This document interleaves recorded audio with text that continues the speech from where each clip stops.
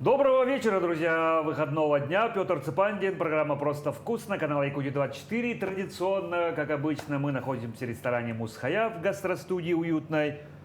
У нашего друга Семена Тарбахова. Семен, приветствую. И к нам в гости сегодня пришел предприниматель в сфере IT Антон Ломакин. Антон, приятно познакомиться. Традиционный вопрос, который я всегда всем задаю. Ну что делать, без этого никак. Все-таки у нас передача с уклоном на кулинарное ток-шоу мы его называем. С чем ты к нам сегодня пришел, что мы будем делать? Хотя я уже все вижу, все есть, но тем не менее, это традиция. Ну, по традиции, если просто говорить, московские друзья, айтишники, называют непростым айтишником меня якутских. Непростой айтишник. Да, потому что за особую любовь к мясу. Ну, как говорится, якут травы не ест. Да, якут есть мясо. Да, мы любим мясо, и поэтому лет 5 назад я прям этим заболел, даже 7 лет уже, и захотел повозить сюда немножко мяса охлажденного, потому что не нашел, замороженное оно все было. И вот пристрастил ближнее окружение друзей, они заставили в итоге открыть магазин небольшой на Лермонтова, который закрылся, да. Когда тут, говорит, заставили, ну ладно. Ну, потому что всем понравилось, ребята говорят, ну теперь, как раз мы готовы, ближний круг хотя бы 10 человек у тебя уже есть постоянных, пельмени там вкусно лепить. И вот в те года, 16, 17, 18, я перепробовал мясо мраморное в разных вариациях, разные отруба, альтернативные, основные, на кости. И примерно мои вкусовые предпочтения остановились на стейке стриплойн, это тонкий отруб, тонкий край, он же Нью-Йорк, стейк Нью-Йорк. Нью-Йорк, ага. Да, за его изобретение в Нью-Йорке. Мясо это бычков Black Angus. Пробовал австралийских. Не понравилось. Это Герафорд. Они такие, если на картинках видели, такие оранжевые, кудрявое мясо. Даже в Якутии завозили, по-моему, Герафорд. Да, и остановился все-таки на Black Angus, они больше под стейк подходят. Сегодня мы будем готовить классический стейк с прожаркой medium, может быть medium rare немножко. Medium rare я предпочитаю, ну ладно. Так, да, medium rare, да. Тут нужно понимать, что люди всегда считают, что это кровь внутри. На самом деле это сукровица, это не кровь, и ее можно прям кушать сырое. Мраморное мясо – это то мясо, которое можно кушать сырым. Ну, мы это все знаем, потому что мы кушаем жеребенка. Да, ну как, да, ну куда мы без него. Оно тоже признано мраморным. То есть, если даже в Википедию откроете, там все описано. И классическую закуску холодную – тартар. Там небольшие будут нюансы, да, с соусом, да, вот это мясо пиканья, вот задняя часть нашего бычка. Это альтернативный отруб, с него очень хорошо идет холодные закуски, ну, в том числе его можно жарить также свободно, но единственное, что чем дольше вы жарите, и, например, если брать праймовые отруба, это вот тонкий толстый край, и есть еще такая вырезка, да, она самая нежная. Там тонкий край – это филе миньон маленький, толстый край – это шатобриан, он такой толстый, здоровый. Биф Веллингтон, вот с шатобриана готовится. Гордон Рамзи, там знаменитый его. Да, пирог Веллингтон. Я так никогда не попробовал вот его сам сделать. Все впереди. Да, все впереди. Из альтернативы у нас пиканье. Из альтернативы еще рекомендую попробовать, если вот, будет возможность. Это пашнина, внутренняя часть. Мы делали закрытые пробы мяса на чучурмуране. Жарили мясо, мелкие кусочки резали, чтобы люди не определили.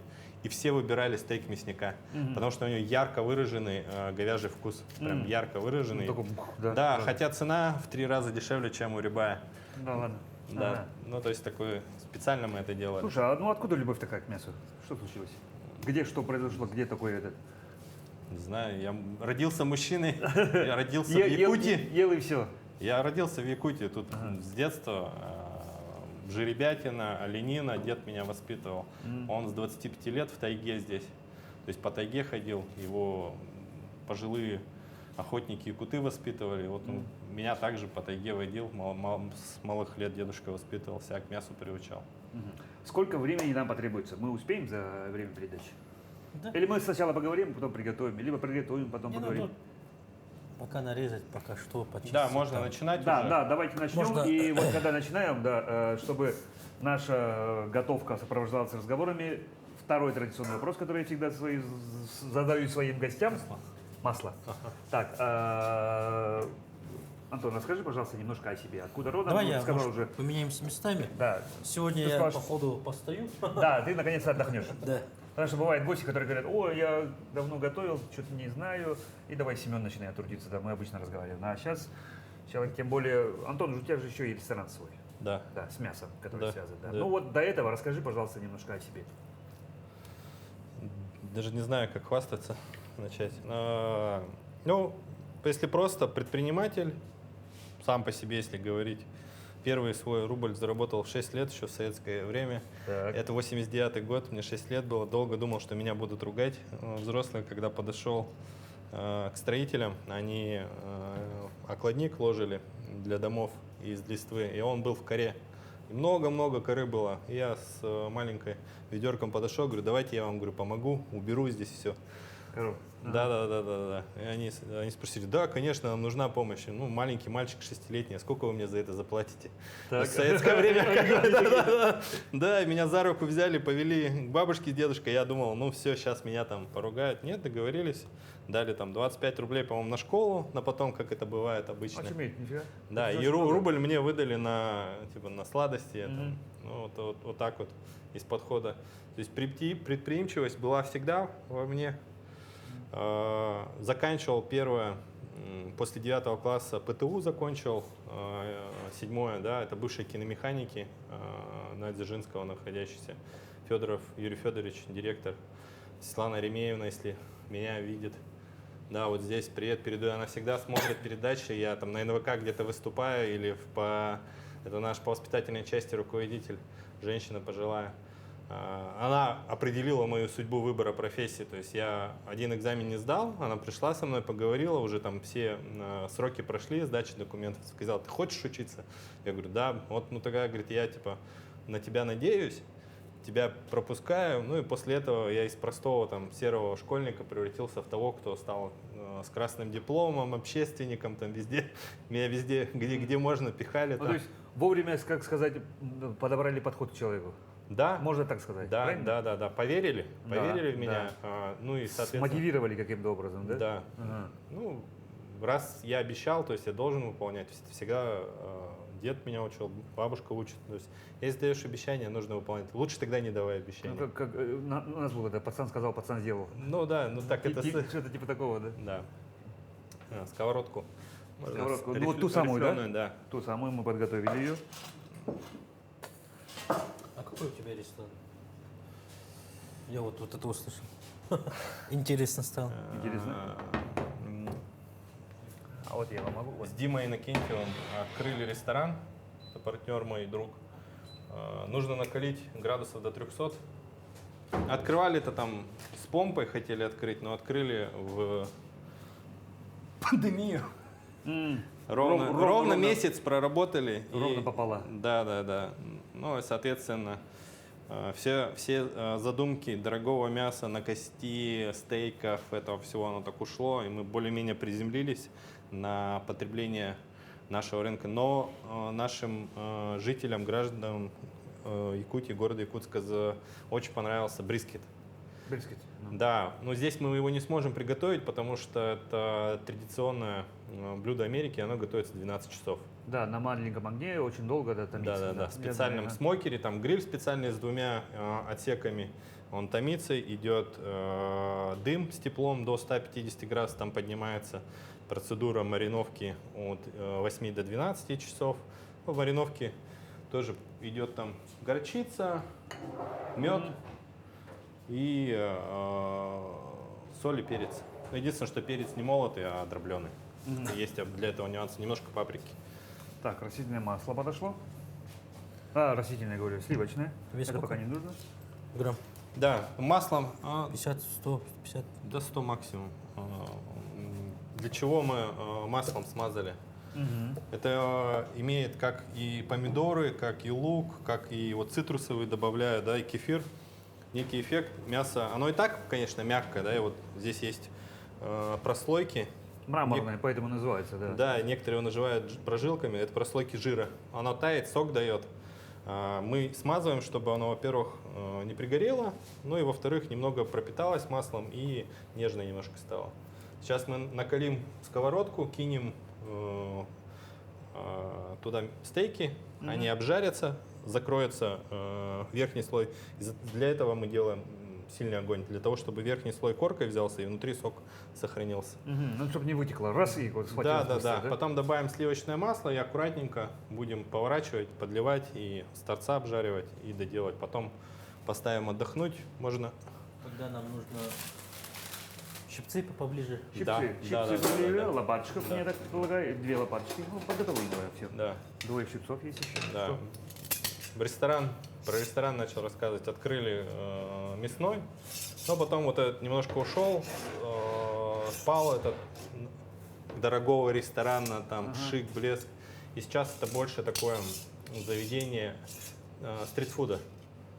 И вот этот брискет, он за счет того, что он 12 часов коптится там, по определенной методике, в определенных смокерах, у нас там американские...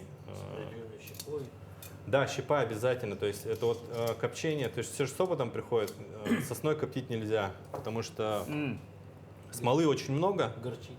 Да, горчит, во-первых. Альфа, по-моему, используют. Плодовые деревья, на крайний случай, если у нас... Блесну знаниями. Да, на крайний случай у нас пойдет береза. Ну, вот если нет плодовых... Из того, что есть. Да, единственное, нужно снять кору с нее, да, бересту, и вот, ну, оно пойдет.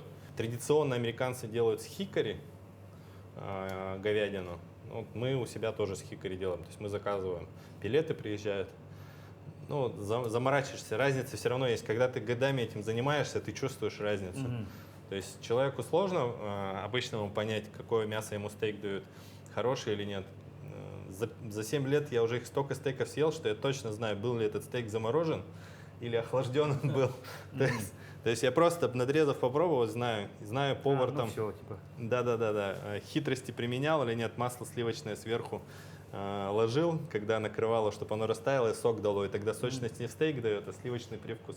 Ну и такие вот нюансы. Но это всегда каждый человек, который мастер свое дело, он вот эти нюансы. Он... Технологические циклы, которые, должны обязательно соблюдаться, чтобы получилось именно то, что он хочет. Правильно? Да. По классике мясо у нас не требует никаких дополнительных, кроме соли и перца.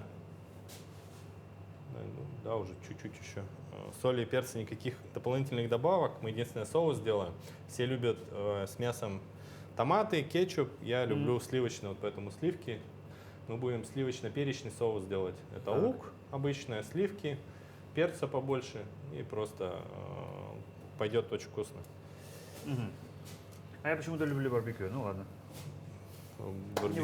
Барбекю, хороший соус барбекю. Да, соус барбекю, да. Но если его делать как надо, там он прям очень такой дорогой. Барбекю с Джек Дэниелс, да, вот. Мне нравится и все. Ну ладно.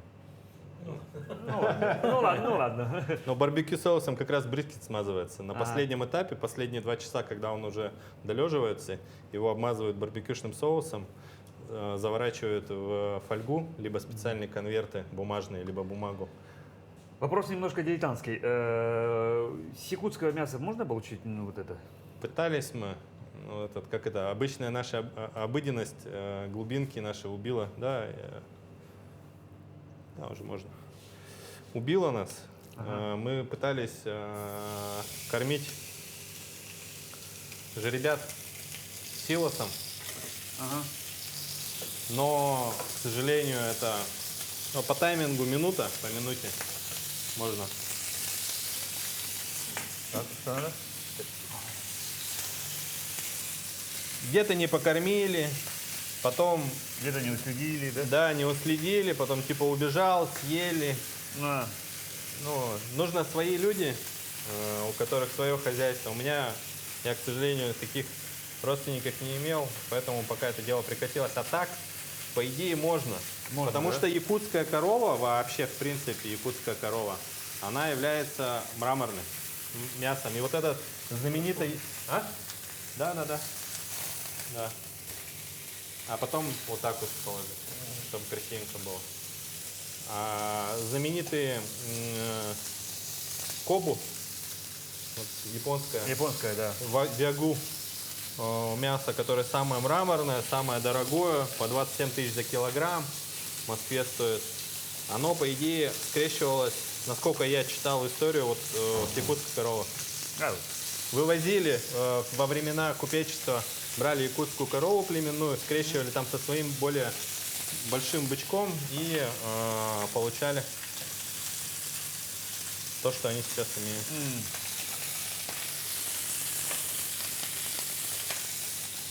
Ну, традиционно же, да, ну, вот американское мясо, да, Техас, Австралия, за которую очень мне понравилось. Новая Зеландия мне очень нравится.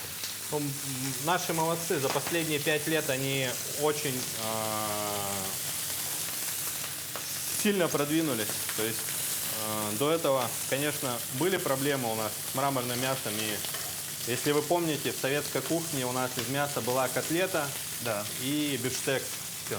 Да, прям чтобы кусками мяса есть, потому что породы были крупный рогатый скот, он был в основном мясомолочный. Только вот где-то в Калмыкии, либо вот якутская корова была. И вот возвращение этого животноводства, оно прям, конечно, меня обрадовало.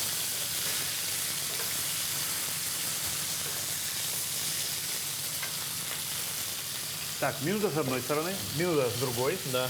Сливочное масло добавляется, потом? И сливочное масло для вкуса, я сам люблю сливочное масло. И здесь мы будем давать, чтобы у нас розмарин сок давал. Можно чеснок туда, если вы любите. Это уже просто на любителей. Я дома обычно еще чеснок пополам режу, туда же кидаю, обжариваю. Преимущество стейка, конечно, я понимаю, что это дорого, да, но думаю, что впоследствии это все-таки доступно станет за счет того, что массовости, скорость. Раз и в дамки. Да. То есть ты буквально за 10-15 минут ты получаешь Ужин. Очень добротный, очень такой. Очень калорийный. Да, очень конкретно мужской. Но на самом деле сейчас шоково готовим. Температура в соке эти все в центр сгоняет. Да. Ему нужно полежать, чтобы сок разошелся, и тогда каждый кусочек, который вы будете отрезать, он будет сочным. Это важно, на самом деле. Чтобы он сначала убежал, а потом вернулся, грубо говоря, так. Да. Ну, свои комплексы получаются. А теперь с торцов, да? Да, нужно закрыть, чтобы сок у нас не выходил. Ай-яй-яй.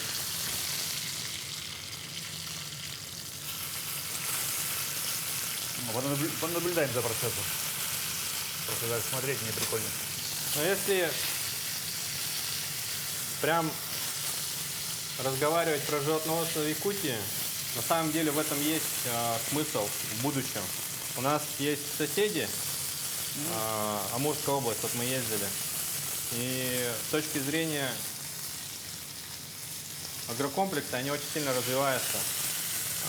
И тут вопрос не только выращивания сои и тому подобное животноводство. Китай же начинает потреблять мясо, увеличивается с каждым годом. То есть они в свой рацион постепенно мясо добавляют. Раньше они его меньше кушали. То есть понятно, что через некоторое время им нужна будет быстрая логистика где-то рядом. У нас большая территория. И Black Angus очень себя хорошо показали в Рязани, да, на Брянщине, Брянскую область. При минус 44 все нормально было. То есть они хорошо же переносят зиму. Коровы? Да. То есть им не надо хатоны? Нет. Кормятся как? А? Кормятся как? Ну, кормить, конечно, силос. Силос? Да, они как якутская корова не смогут. Ну то есть... кормом. Силос, да? Да. Ну, не секрет же, что только малая часть идет вот на вот это, да, допустим, рибайя, там от коровы большой где-то 4-5 килограммов. А все остальное куда тогда? Все остальное у нас идет субпродукты. Это, во-первых, есть понятие альтернатива, это у нас альтернативные части, да, от труба есть. Фарш, все переходит в пельмени там и тому подобное. Поэтому у Мираторга полный цикл. Они же, когда вы там видели, они продают не только стейки, они продают и пельмени, и там всякие колбаски, чевапчичи. Так, это убираем, стейк да? у нас готов. Сковородку убираем. Да. Сковородку уже не надо, осторожно.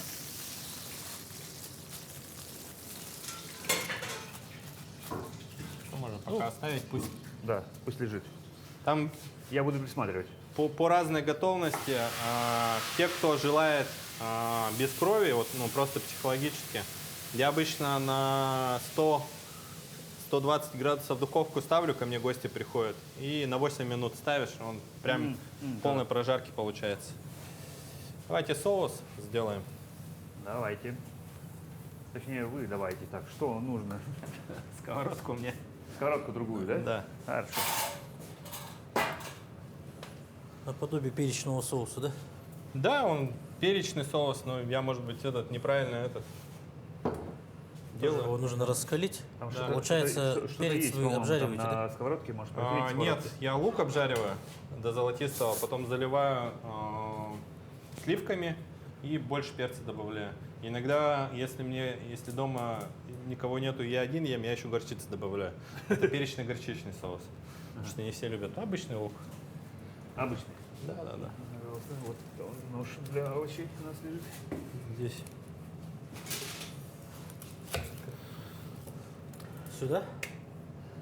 Да, поэтому на самом деле я думаю, что в этом смысле Якутия может стать передовой с точки зрения поставки мяса и невысокотехнологичной. Но если говорить про IT, про который вы с самого начала... Вот, да, вопросы.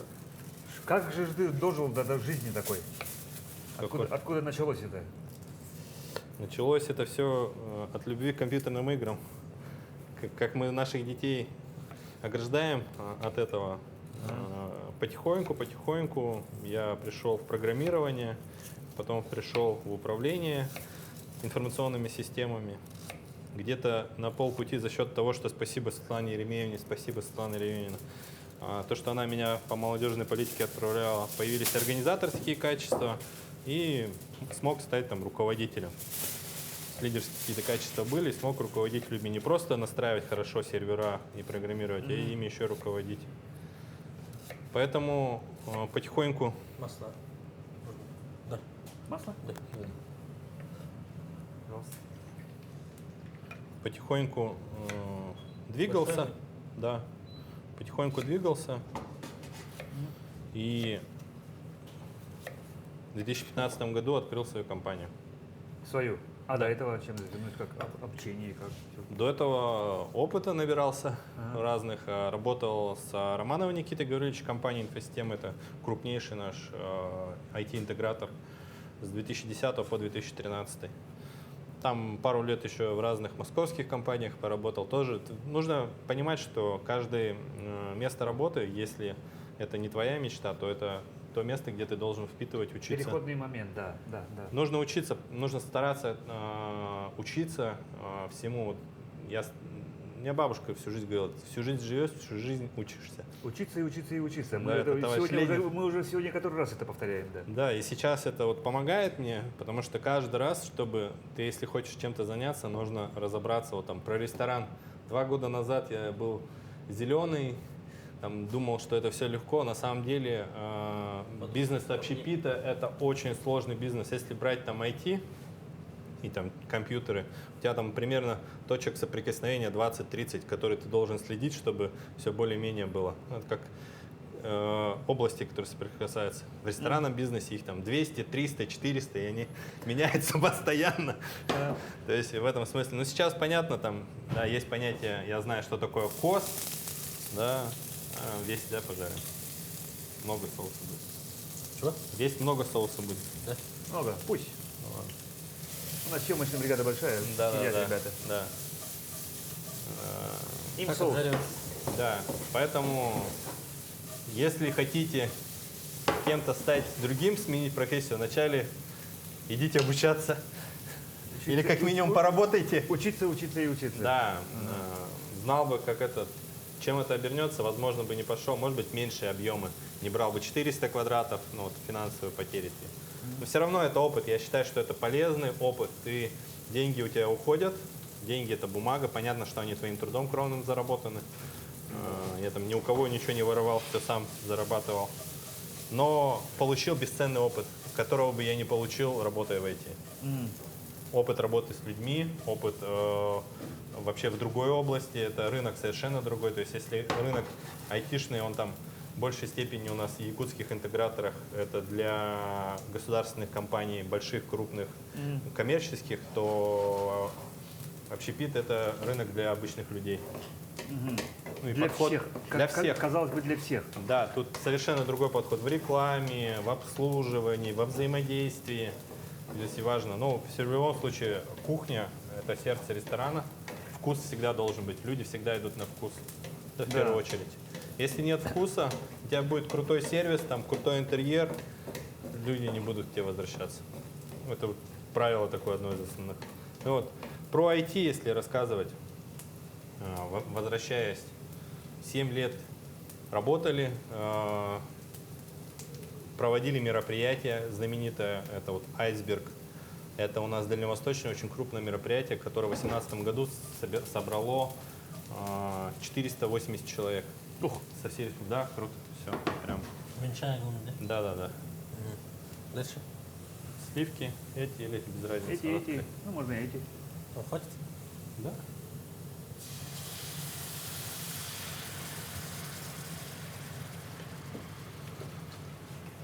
Перец, Молотый. да, молот, больше, Можно. да. И вот на этих мероприятиях как раз таки, проводя их, мы познакомились с Афанасием Аргуновым, это один из первых основателей компании Сайберия, который сейчас у всех на слуху. Это якутский стартап, который, во-первых, у нас получил инвестиции фонда «Восход», 150 миллионов. Фонд «Восход» – это очень крупный частный фонд. Занимается наш стартап тем, что по КТ-изображениям легких и КТ-изображениям головного мозга за определенное количество секунд, там, в легких от 15 секунд ставить диагнозы ковида, по поражению легких, рак легких. Как я узнал и как мы вместе узнали, оказывается, вот мой товарищ этим да, занимается. Да, Игорь Савин, совершенно Игорь верно. Савин, да. Он- Игорь Степановичу привет. Степанович фамилия у него? Да. Отчество? Да. Вот и Гарик. Да. Вот, оказывается, человек занимается уже, давно не общались, но вот это мой товарищ. Да, он врач. В этом наше преимущество, что мы не просто технари. У нас 10 врачей, которые... Интеграция профессии именно автоматизировали, скажем, процессы, да? Ну которые да. раньше сидел человек, глазами смотрел, и в день там, ну, условно, 10-20 снимков может обслужить, диагностировать. А тут это все автоматизировано. Так? Ну, здесь не вопрос, нет, мы не заменяем человека, мы ему жизнь упрощаем. То есть есть процессы, Да, упрощение. которые в рамках работы, они занимают очень много времени, но они обычные, рутинные. Это, вот, Да. например, чистить картошку у повара, Ну или да. там резать лук, чистить лук. Он в аппарат кидает, уже сейчас есть Брым. специальные. Да, и заготовка выходит. Да, выходит заготовка. Вот наша задача упростить и вот эти вот рутинные процессы сократить, и чтобы врач-радиолог уже занимался конкретно людьми и случаями, которые требуют внимания его. Ну, который уже там сигнал есть о том, что тут что-то может быть, и Да. раз уже этим Да, занялись. совершенно верно. То есть, Да, здоров, все, отсекли. да. Насколько, то есть там должно же быть вообще стопроцентное попадание, а то и больше. 98,6 сейчас у нас. 98,6. Ну, 100% невозможно. Но даже этот человеческий фактор, может быть, по-моему, такого Да. не достигнет. Да. Правильно? Да. Ну, то есть, как бы, врачебная ошибка, ну, как бы не серьезно это не звучало, ну, довольно такой серьезный вопрос. Распространенные, да, случаи. Ага. Но отличие наше, в первую очередь, от наших конкурентов, они есть и на западном, и на российском рынке. А и конкуренты есть? Да, есть, конечно же. Ага. Как без них-то? Это полный комплекс инструментов. То есть, если позиционируют наши конкуренты себя как создатели платформы, в которую ты отправляешь, да, слайсами, и их на 10 минут просто подсушить. 200 градусов. А я не знаю, как это. Я ставлю, по-моему, да, я 200 ставлю. 180-200. У нас багетик. Они позиционируют себя больше как те, кто создают некую программу, которая будет смотреть качество врачей. Да. Ну, мясо будем резать, выкладывать. И мы... ну то есть как бы перепроверяет работу Да. сотрудников. Да, Ага. да. Контроль Так. качества, так называемый. Так. И поэтому мы имели успех. Поэтому наш подход, из-за того, что мы нацелены на врача, именно на упрощение работы врача. Мы нашли отзыв за рубежом в Тайване, в Северной Америке. То есть именно там же ты, чтобы попасть в акселерационные программы, ты представляешь продукт и все его сильные стороны. Там тебе дается 3 минуты, 5 слайдов. Там, чтобы раз выступить быстрее. Да. Я Там знаю, как это куча происходит, претендентов, да. и попробуй туда попасть еще. Поверьте, там, кроме нас, достаточное количество желающих в эти акселерационные программы попасть. Ну все, приступаем к тартару. Да, это холодная закуска, как я уже сказал. Проект наш по Сайберии имел место продолжение. При текущих реалиях мы съездили в Москву и поговорили с создателем процессора Эльбрус. Это отечественный полностью процессор. По технологиям, конечно, там где-то лет 10 назад, но у него специальная архитектура обработки, то есть он математический, он 4 потока может обрабатывать информацию. То, что нам и нужно как раз-таки для компьютерного зрения. То есть у нас либо дискретная видеокарта используется, вот NVIDIA, либо процессор. И Юрий Петрович Трутнев приезжал пару недель назад. Да. Да. Дорого приобщили, мы заметили. Да. И мы решили показать, что якутские айтишники могут сделать импортозамещение прям вот так вот быстро. Приобрели за свой счет этот компьютер и перенесли свое программное обеспечение. То есть мы перенесли не только на другую операционную систему кроссплатформенную, мы его перенесли вообще на другую архитектуру процессора. Но те, кто понимает, они знают, о чем разговор. То есть это вообще идет, да? Да, это на самом деле процесс такой сложный, потому что если у тебя двигатель работает на бензине, там в один момент на дизель его не переместить. То есть, прям если грубо, мы так сделали. То есть мы сделали. И о нас написали новости местные, новостные порталы, в числе их Сахадей. Мы этот компьютер презентовали. Юрий Петрович спросил, что нужно. Мы там обсудили, сказали ему, что нужно, чтобы развивать отечественную микроэлектронику здесь, в Якутии, чтобы Якутия стала IT-регионом полноценным. Может быть, не в числе программистов, но она уже является ей таковой. То есть на Дальнем Востоке 100%, я могу сказать. Ну да. То есть мы очень... Как подтверждает, скажем так, успехи ваших коллег, да, по IT? На текущий момент, чтобы вы понимали объем цифр, в Якутии 45 частных IT-школ. Частных IT-школ, да, которые обучают вот таких шпинников IT, да, программирования. Да. Ага. То есть настолько сильно востребовано. Да, но в большей степени, конечно, это большая заслуга нашего министерства, IT-парка, технопарка. Технопарка, IT-парка. Да. Они, во-первых, вовремя это все создали в те времена, да. Платформу такую. Платформу, да. Это Анатолий Аскалоныч, Петр Петрович в технопарке. Их большая заслуга в этом смысле. Они позволили этим компаниям развиваться, работать, расти. Ну и в этих школах обучается 4000 детей. То есть, очуметь. Да. То есть, конечно, шутят там в другой части нашей Дальнего Востока, нашей необъятной родины, что вам еще, говорит, зимой делать? Там, когда холодно на улице, конечно же, программировать. Да. Ну, как говорится, вроде как бы нам и все карты в руки, да? Что делать? Сидеть в теплых домах и программировать. Да. Ага. Возвращаясь про эту историю. И есть небезызвестная компания Siemens. Все ее знают. Она делает КТ-аппараты. Также она делает... Медицинское оборудование очень Медицинское оборудование. Также она делает компьютеры к этим КТ-аппаратам, за которыми радиологи работают с программным обеспечением. И они увидели статью. Кто-то из репортеров решил для красного словца, наверное, написать о том, что скоро импортозаместят компанию такую великую Siemens. Ага. Нас поразило, что они увидели эту статью в местном издании и написали... Они, собственно, служба собственной безопасности шерстит, конкурентов следит, конечно. Да. Без этого. Может быть, за нами следили или за Юрием Петровичем, наверное, скорее следили за его передвижением. Что он там делает? Так. Да, и попросили, что убрать информацию о том, что Siemens уходит из России. Они сказали, Siemens не уходит из России, как будто бы. И информация не соответствует действительности, что там наша компания не сможет заменить Siemens там, в полном объеме. Пока еще нет, да? Да. Ну, пока еще, то есть они о наших амбициях не знают. Типа выдайте, пожалуйста, подтверждение, что Siemens пока еще не готова. Да. Даже в наше нынешнее время санкций получается.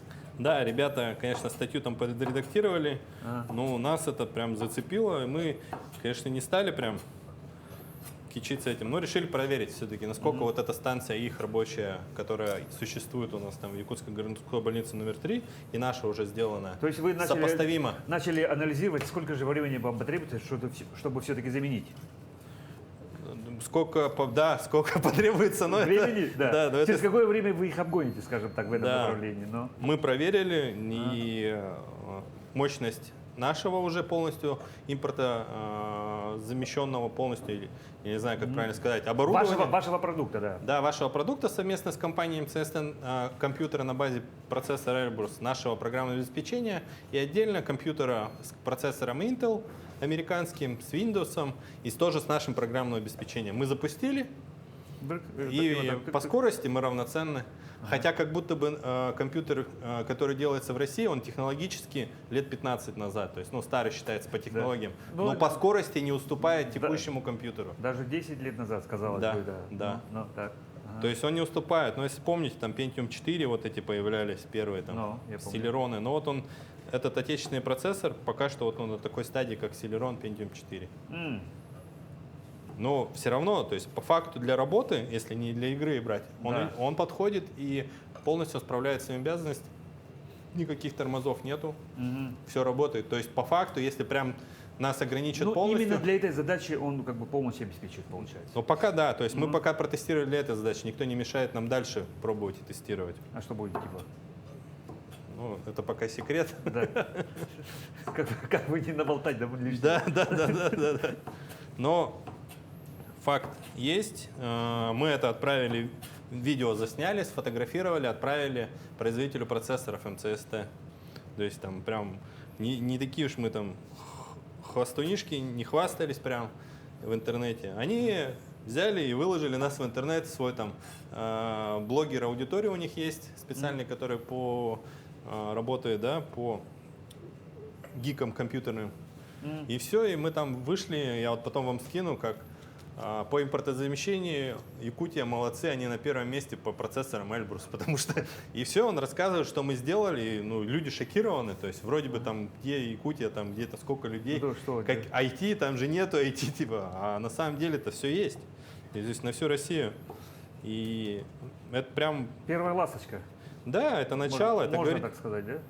Ну это, есть же все время люди, которые постоянно говорят, что сложно, тяжело, ой, там сейчас санкции, нужно там все, ничего у нас не будет, все. Ну, вообще жизнь предпринимателя сама по себе это борьба с трудностями и преодоление их каждодневно.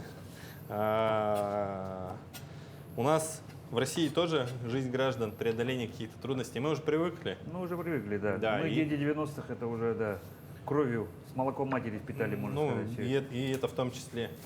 И, конечно, бояться не надо. Как говорится, глаза боятся, руки делают. Нужно просто работать. Если мы будем работать, все будет в порядке. Что происходит это? Ну, теперь нужно горчицы добавить. Прям это, да. И перемешали, да? Да. Так, дижонская. Каперсы порезали. Да. Какой выбрал? Любой. Бальзамиков. Главное, да, соус добавить. Ворчестер, да? Да. Ворчестер. Сколько добавляешь? Ложку обычно. Ну, небольшую, чайную чуть-чуть. Ворчестера. Поэтому мы вот съездили с этим проектом на Дальний Восток. Соль, перец? Да, обязательно. На Дальний Восток съездили, ДВФУ. Ну, конечно, перед этим с нашим университетом поговорили, мы сотрудничаем прям очень плотно. Да, конечно, обязательно. Ну, потому что тут в любом случае тут должна быть наука, и без науки никуда. То есть понятно, что мы этого, может быть, сами не понимаем, но в какой-то части, какой-то элемент это все-таки наука. Это же стык технологий, это медицина и информационные технологии на стыке получается продукт. Это уже наука. И поэтому съездили в ДФУ, так как у них сейчас очень большая программа по развитию IT-отрасли вообще, в принципе, на Дальнем Востоке. Это сифон, как ну погоди, да? Да. Есть два соуса, с которыми тартар хорошо идут. Это классический. Я посмотрел у Павла Поцелуева. Он берет, выкладывает тартар и сверху выкладывает взбитые сливки тонким слоем. И ты когда вилочкой берешь, ты берешь сливки взбитые. Да, по-моему.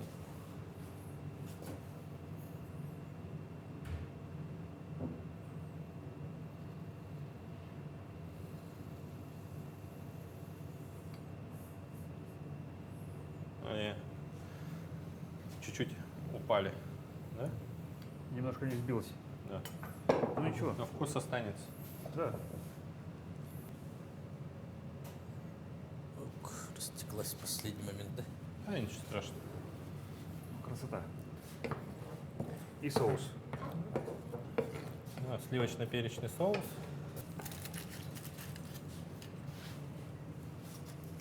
Так, хлебцы. Хлебцы, на хлебцы тартар, да? Да. Лёшку. Все-таки как-то у нас молчаливо, в отличие от всей передачи, мы так... Все хорошие Ну все вещи, уже голодные. все уже хорошие вещи делаются молча так. Я вообще весь в предвкушении от этого стейка и от тартара. Еще рекомендую из овощей пробовать поджаривать красный перец, сладкий. Вот эта сладость к мясу, она дает очень хороший вкус. Прям очень-очень-очень будет вкусно. Ну что, у нас все уже разложено по полочкам. Антон, это тебе. Мы с Семеном это вместе мы будем пробовать. Ну что, бон аппетит. Кусочек, я тебе отрезаю. А, у тебя есть. Вот здесь медиум близкий. У меня А гостю нож не дали? А, есть, Антон. есть. Да, большой. У меня well done. Первым делом Ну вот стейк. если бы мы второе блюдо не готовили, а там минуты две бы его погрели в завернутом виде, то он бы как раз был medium или medium rare. Потому что 4 минуты это как раз вот по минуте с каждой стороны. Класс. Антон, спасибо тебе, что был гостем передачи. Мы потихоньку на этом заканчиваем. И традиционно всегда слово нашим телезрителям, пожелания, впечатления твои от участия в передаче. Пожалуйста, на эту камеру. Телезрителям нашим или всем? Всем, которые будут смотреть эту Ну, передачу нашу.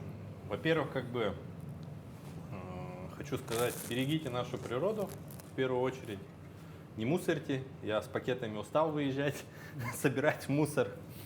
Во-вторых, сейчас время молодых. Все говорят, там кризис, что там тяжело. На самом деле сейчас то самое время, когда появляются все успешные самые проекты, люди. И когда, потому что рынок освобождается и появляются места для роста. Поэтому всем успехов, все у нас будет хорошо. Уруй, айхал! Ну что, Антон, спасибо еще раз. Антон Ломакин, Семен Тарбахов, Петр Цыпандин. Программа «Просто вкусно». На этом мы с вами потихоньку прощаемся. Будьте здоровы, мирного неба над головой. Ну а мы что? Просто вкусно.